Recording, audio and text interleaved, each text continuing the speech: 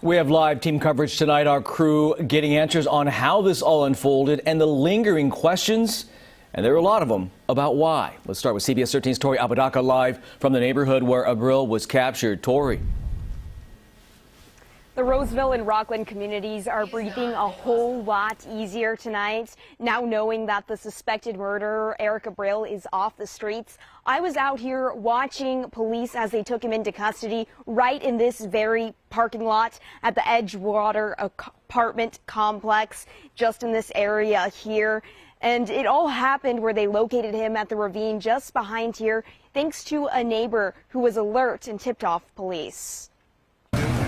A manhunt for a suspected murderer who escaped custody coming to an end. There wasn't an orange jumpsuit 2 hours ago, and there was an undressed jumpsuit laying right there on the ground. This neighbor on Zion Court tipping off police who responded in moments to this greenbelt in the Antelope Creek area. If you move, we're shooting you.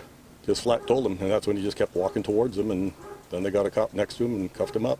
Eric Abril had been on the run since early Sunday morning after he escaped from the Sutter Roseville Medical Center.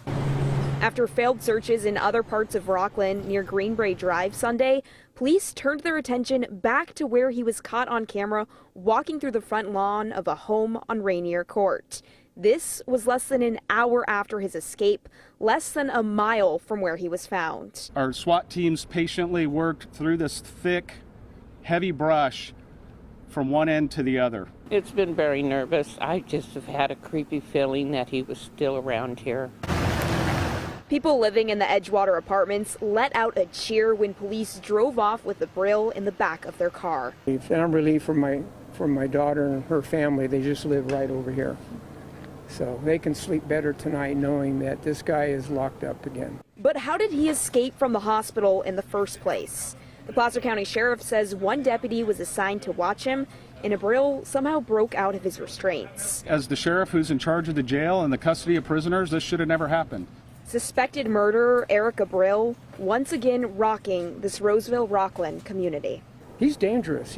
He would stop at nothing to kill somebody again.